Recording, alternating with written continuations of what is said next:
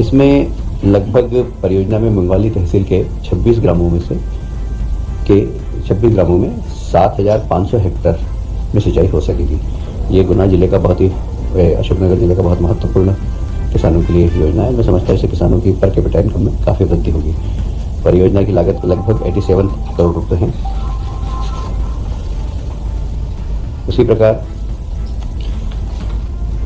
तलावड़ barrage बांध, ये drinking water के लिए, ये रतलाम जिले माही समूह जल प्रदान योजना है। इसमें मझूड़िया समूह जल प्रदान योजना स्वीकृत की गई है। इस योजना के लगभग ट्राइबल क्षेत्र के 1000 से ज़्यादा ग्राम प्रभावित होंगे और इसमें सिर्फ ड्रिंकिंग वाटर को साफ लोगों को, जैसे प्रधानमंत्री जी की नल जल योजना है, ये उसमें कई बार पैसा मिल जाता है जिले के लिए, पर पानी की व्यवस्था नहीं होती है। ये प्रधानमंत्री की नल जल योजना को सशक्त करने वाली है और विशेषकर ट्राइबल एरिया के अंदर ये योजना है और इसमें ट्राइबल लोगों के घर पर शुद्ध पानी पहुंचे, इसका उद्देश्य है। और ये तरह इसमें भी लगभग 204 करोड़ की लागत से ये काम होने वाला है। जल प्रदूषण का निवारण और नियंत्रण अधिनियम 1974 में संशोधन है। ये भारत सरकार का जल प्रदूषण अधिनियम, इसमें क्या होता है कि छोटी छोटी चीज़ों के लिए सीधा कोर्ट में जाता है। अब इसमें जहाँ भी जो फैक्ट्री है, जो उद्योग हैं या कोई भी ऐसा व्यक्ति जो जल में प्रदूषण करता है, उसको कोर्ट के अलावा हम अधिकार कोर्ट का अधिकारी को देना चाहते हैं, जिससे वहीं को ही तत्काल निर्णय हो जाए। नहीं तो चलन हो जाता है, कोर्ट में जाता है, वो चलता रहता है और उससे काफ़ी परेशानी होती है। ये हम प्रस्ताव बनाकर भारत सरकार को भेजेंगे, भारत सरकार इसमें कानून बनाएगा। एक बहुत महत्वपूर्ण योजना माननीय मुख्यमंत्री डॉक्टर मोहन यादव जी ने शिक्षा की उन्नति के लिए प्रारंभ की है और आज कैबिनेट में उसका निर्णय ले लिया गया है। वह है मध्य प्रदेश के सभी जिलों में प्रधानमंत्री कॉलेज ऑफ एक्सीलेंस स्थापित करने के संबंध में। ये हर जिले में एक प्रधानमंत्री जी के जो नई शिक्षा नीति हमारी हुई है, उसके अंतर्गत किसी एक महाविद्यालय में क्या क्या कमियां हैं, उस कमियों को दूर करके जो कॉलेज पहले से ही हैं उन्हें ही स्ट्रेंथनिंग किया जाएगा। और केंद्र सरकार की शिक्षा नीति, माननीय प्रधानमंत्री जी ने जो शिक्षा नीति दी है, उस शिक्षा नीति के अंतर्गत उसमें क्या क्या आवश्यकता है, किस किस चीज़ों की कमी है, वह कॉलेज को सुधार करने की प्लानिंग है। और ये बहुत ही एक सरकार का बहुत महत्वपूर्ण निर्णय है, क्योंकि डॉक्टर मोहन यादव जी पहले ही शिक्षा मंत्री थे तो उनका इसमें बड़ा रुचि भी थी और इसलिए एक ये प्रधानमंत्री एक्सीलेंस हर जिले में खोला जाएगा। नहीं, हमारे ही फंड से सारा काम होगा, पर गाइडलाइन जो शिक्षा नीति है उसके अनुसार होगा। एक जनजातीय कार्य विभाग द्वारा राज्य शासन से अनुदान पात्र अशासकीय शिक्षक कर्मचारियों को 6वें वेतन का लाभ, ये काफ़ी दिनों से विवाद चला था, कोर्ट में भी गया और माननीय कोर्ट की भी सलाह यह थी कि लोगों को देना चाहिए। तो आज कैबिनेट में हमने निर्णय लिया है कि जनजातीय विभाग के जो राज्य शासन के अनुदान प्राप्त अशासकीय शिक्षक है 6वें वेतन लाभ दिया जाए। है जी, कितने शिक्षक? ये करीब होंगे, इसमें एग्जैक्ट मुझे ध्यान नहीं है, इसमें ये पता करके बता देंगे आपको।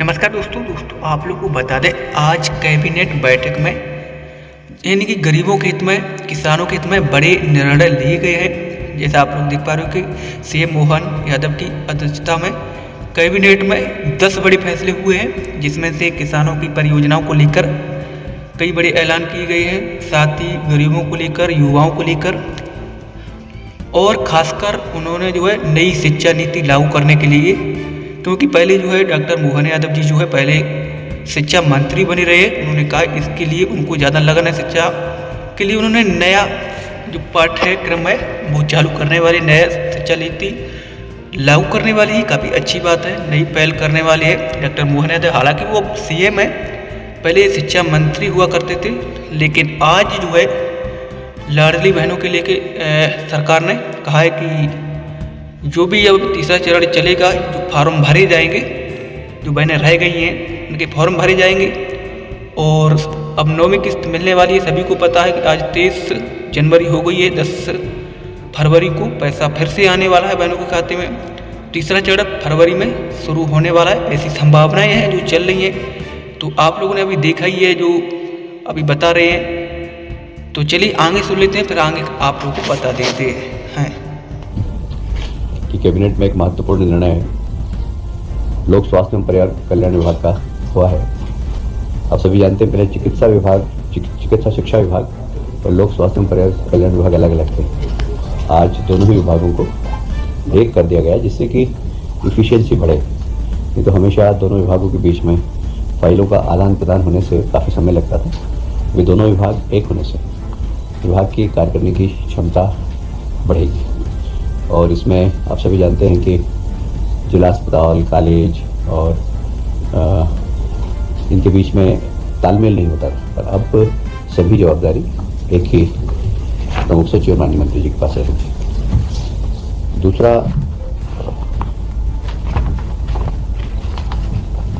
मध्य प्रदेश माल और सेवा कर संशोधन अध्यादेश 2024 जो कि वाणिज्य कर विभाग का है। ये अध्यादेश चूँकि जब ये निकला उसके बाद साधारणतः नियम ये होते कि 6 महीने के अंदर विधानसभा में बिल आ जाना चाहिए, पर चूँकि चुनाव आ गए और विधानसभा नहीं हुई, मंत्रिमंडल का गठन भी नहीं हुआ था, इसलिए अब इसको इस विधानसभा में रखेंगे, बिल बनाकर लाएंगे, पर उसकी समय सीमा में वृद्धि करना थी क्योंकि वह 6 महीने से ज़्यादा हो गया था, इसलिए इसमें समय सीमा में वृद्धि की गई है।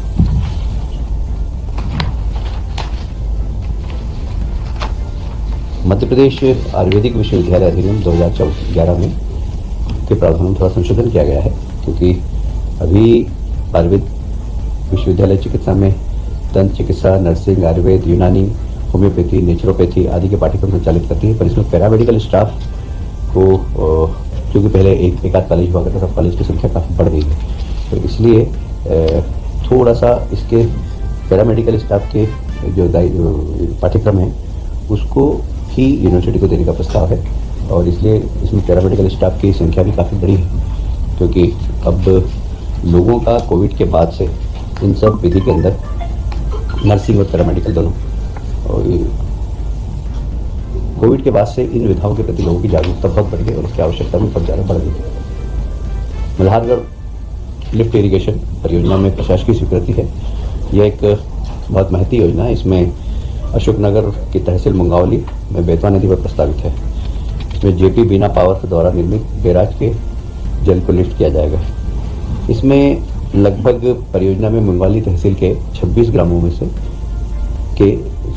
में 7,500 हेक्टेयर में सिंचाई हो सकेगी।